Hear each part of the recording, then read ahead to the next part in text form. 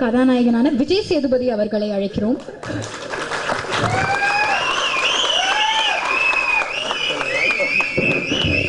எல்லாம் நிஜமாவா தெரியல.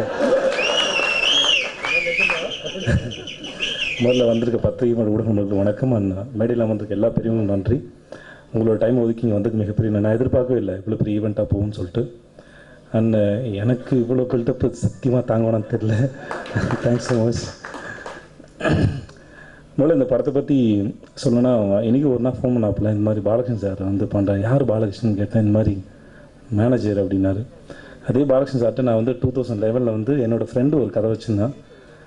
விஷ்ணுவோட டேட்டுக்காக நான் போய் பேசியிருக்கேன். அவர் ஏன்டா படம் பண்ணுறாரு அப்படின்ற மாதிரி தான் இருந்தது. அப்புறம் அப்படியே கொஞ்ச நாள் ஃப்ரீயாக விட்டேன். அப்புறம் ஒரு நாள் தாசனை சொல்லி நம்ம யோகபாதி சார் சொன்ன மாதிரி கூப்பிட்டாங்க.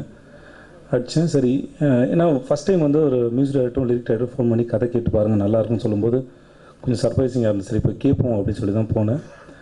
அவர் இந்த கதை சொல்லும்போது ஏதோ இந்த மேஜிக் பண்ணி கையில் ஏதோ வர வைக்கிற மாதிரி பண்ணிட்டு பார்ப்பல சீன் சொல்லும்போது அப்படி பண்ணுவார் அவர். ஸோ அவர் சொல்லும்போது ரொம்ப என்டர்டெய்னிங்காக இருந்தது, நல்லா இருந்தது. அண்ட் என்னோடய கேரக்டர் ரொம்ப பிடிச்சிருந்தது. அண்ட் மொத்தமாக ஓவராலாக இந்த படமாகவே ரொம்ப நல்லா இருந்தது. அண்ட் மோனா பழனிசாமி சார்கிட்ட பேசிட்டும்போது கேட்டேன், என்ன சார் இது எதுக்கு சார் இது ரம்மின்னு பேர் வச்சிங்க, சத்தம் நல்லா இருக்குங்க பேர் வச்சிங்களா, ஏதாவது கனெக்ட் பண்ணுறீங்களான்னு கேட்டேன். அப்போ சொன்னாங்க, வாழ்க்கை நம்மளை வச்சு விளையாடுற விளையாட்டு தான் ரம்மி அப்படின்னு சொல்லும்போது ரொம்ப சரியாக இருந்தது. அந்த கதைக்கு வந்து ரொம்ப கரெக்டாக புரிஞ்சு வந்தது. ஏன்னா இந்த கதையை பொறுத்த வரைக்குமே கதாபாத்திரங்களை விட அந்த கதையினோட சம்பவங்கள் தான் அந்த கதாபாத்திரம் நவர்த்தி கொண்டு போயிட்டே இருக்கும். அதான் இந்த கதையோட மிகப்பெரிய அழகு. அது எனக்கு கண்டிப்பாக படம் பார்க்கும்போது உங்கள் எல்லாருக்கும் கண்டிப்பாக பிடிக்கும் நம்புகிறேன். ஓவராலாக உங்கள் எல்லாருக்கும் பிடிக்கிற ஒரு படம் அது வந்திருக்கும். அண்ட் மற்றபடி என் கூட ஒர்க் பண்ண அத்தனை பேருக்கு நன்றி. முக்கியமாக என் நண்பர் இனிகோ பிரபாகர்.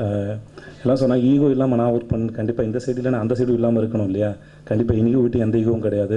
ரொம்ப கோஆப்ரேட் பண்ணார். அண்ட் தென் ஒர்க் பண்ணும்போது ரெண்டு பேர் பேசி டிஸ்கஸ் பண்ணி ஒர்க் பண்ணுறது வசதியாக இருக்கும். அண்ட் நடிக்கும்போது நான் பாலகிருஷ்ணன் சாரை பார்க்குற விட நான் இன்றைக்கி மாநிலத்தில் இருப்பார். நான் நடிக்கும்போது அவர் பார்த்துட்டு இருப்பார். நான் தலைவா ஓகேவானா அவர் கை காட்டாப்பில் ஒரு அண்டர்ஸ்டாண்டிங் இருக்கும். ஸோ மொத்தமாகவே ரொம்ப என்ஜாய் பண்ணி பண்ண படம். கண்டிப்பாக அவங்க எல்லாருக்கும் பிடிக்கும் நம்புகிறேன். வந்த அனைவருக்கும் நன்றி. Thanks so much. தேங்க்யூ.